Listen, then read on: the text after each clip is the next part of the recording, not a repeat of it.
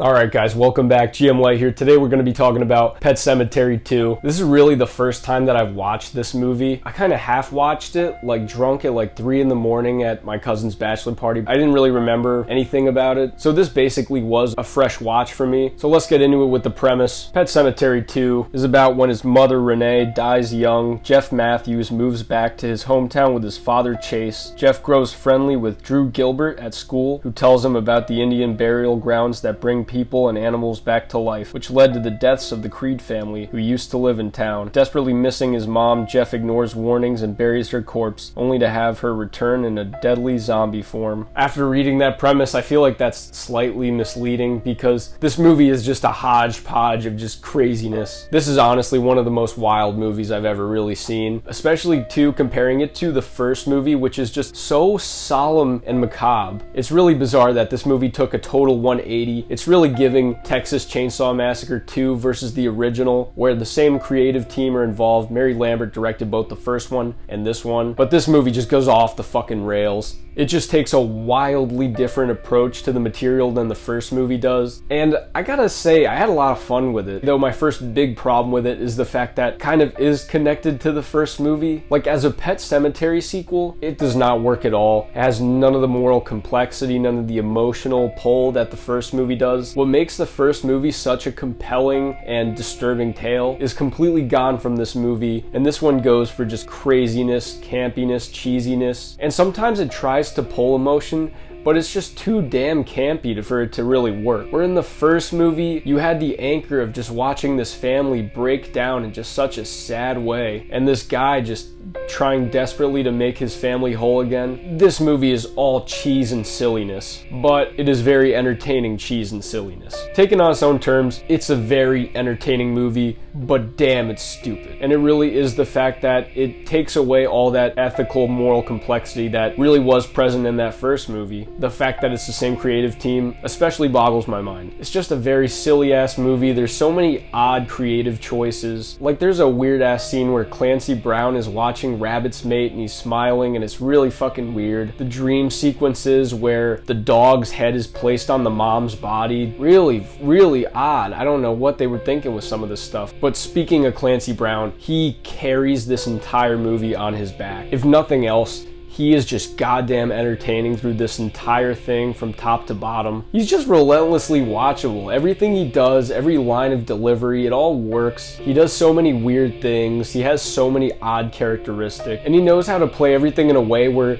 you just hate him because he's such a douche. But then inevitably when he gets turned by the Pet Sematary, he then also just becomes a total cornball. It just varies from small things like how he tells Edward Furlong that him and his mom used to date in high school, his newly dead mom, very weird, and then also just doing the stepdad routine with Drew, acting like he is his father, being a dick, and then sometimes it blows totally out of proportion. He goes full psycho and shoots a dog because it's too loud at night. He literally hears the dog at night and then goes out. He shoots his stepson's dog because it bothered him and because it tried to get to his rabbit's cage. What a psychopath. The guy just absolutely chews the scenery as this character, and you could tell he's having a lot of fun, and it's performances like that sometimes really make a movie and really make a movie watchable, because the guy's just such a freak. But besides that, they do make you like the two leads of the film with Jeff and Pete, Edward Furlong's character and his buddy. Those characters are what pulls the movie back to earth a little bit, and I mean a little bit. They're just some of the few scenes that actually do elicit emotion out of you, usually revolve around them. Like, there is the scene where after psycho Clancy Brown shoots the dog, there's a sad scene where Pete holds the dog in the forest, petting it and comforting it while it passes away. That's a sad scene, and it works emotionally, but the thing though is, it's so misplaced because the rest of this movie is so corny and fucking weird. And we also watched Clancy Brown be psychotic a scene earlier and shoot it for no reason, and that's it. It's just the fact that this movie's so off the rails is that it pulls you right out of it as soon as it does kind of elicit a little bit of emotion out of you. And that is the main separation for me with this movie. Like, when you have the first one that has such rich layers and themes, things that that make you think about mortality, think about what you would do in this terrible situation. And it also implies the consequences that come with refusing to let go and accept what you can't change. This movie's just the polar opposite. You really gotta turn your brain off to enjoy this movie and just let it be really wild and wacky, because it's very dated, it's very cheesy, they play a lot of weird ass music that's very of its time, and it also randomly just gets a mean streak every once in a while. Has a lot of moments where it just gets very mean-spirited out of nowhere. I don't know if you care about spoilers, but I was kind of shocked when they just straight up killed Pete and his mom like 20 to 30 minutes before the movie ended. Clancy Brown drives them into a semi-truck where they just get crushed. Very shocking, very out of nowhere, just very randomly mean that he just killed this kid and his mom. The rest of the movie's also just so damn silly that when something so fucking mean-spirited like this happens, it's just so shocking and you're like, what the fuck?